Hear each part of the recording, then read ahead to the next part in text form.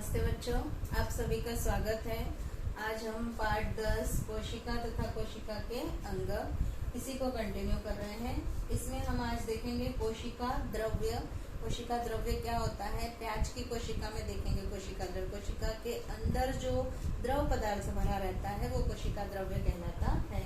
फिर कोशिका द्रव्य में कोशिका अंगक पाए जाते हैं, वो देखेंगे कोशिका अंगक कौन कौन से होते हैं और केंद्रक क्या है, केंद्रक के कार्य क्या है। चलिए देखते हैं।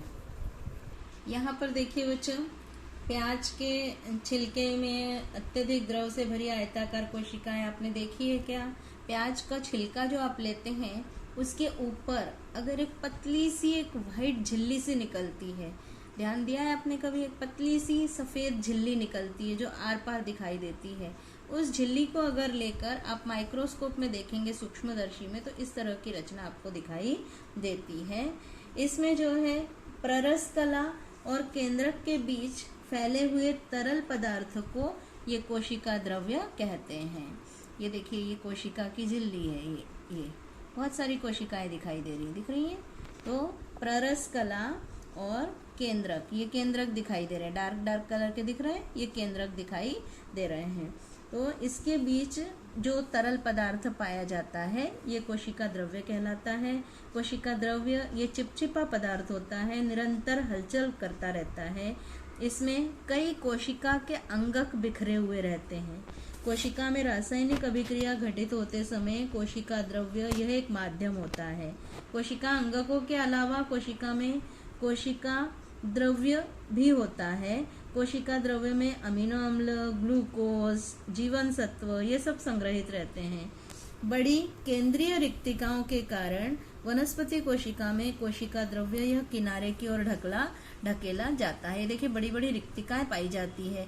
मैंने आपको कल आकृति में दिखाया था कि बड़ी बड़ी रिक्तिकाएं इसमें पाई जाती है, जिसके कारण केंद्रक भी थोड़ा सा साइड में होता है, बीचों बीच केंद्रक नहीं होता है। प्राणी कोशिका में कहाँ होता है? बिल्कुल बीचों बीच होता है।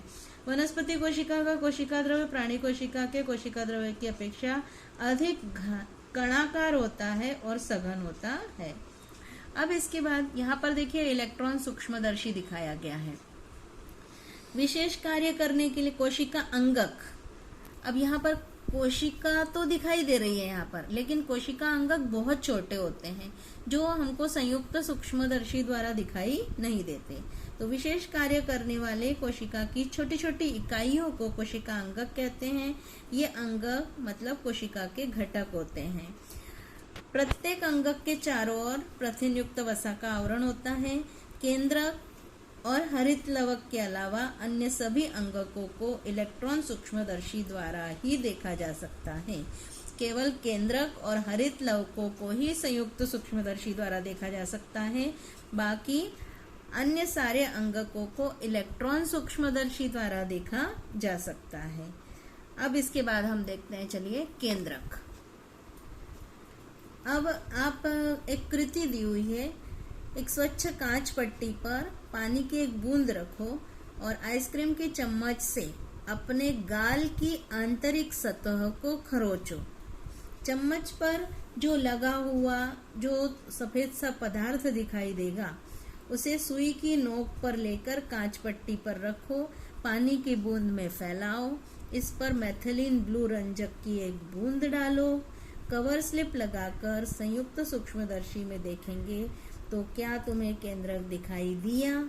प्याज के छिलके की जो आयोडीन रंजित कांच पट्टी सूक्ष्मदर्शी में देखने पर आपने कोशिका में देखा तो गोलाकार आपको धब्बे दिखाई दिए थे और कोशिका का केंद्रक इस तरह का दिखाई देता है। अब अगर आपको केंद्रक की पूरी स्पष्ट रचना देखनी है तो इलेक्ट्रॉन सूक्ष्मदर्शी द्वारा देख सकते हैं। इलेक्ट्रॉन सूक्ष्मदर्शी से देखने पर केंद्रक के चारों ओर दोहरा आवरण तथा उस पर छोटे छोटे छेद दिखाई देते हैं। इन छिद्रों द्वारा केंद्रक के अंदर बाहर पदार्थों का वहन होता है। दिख रहा है?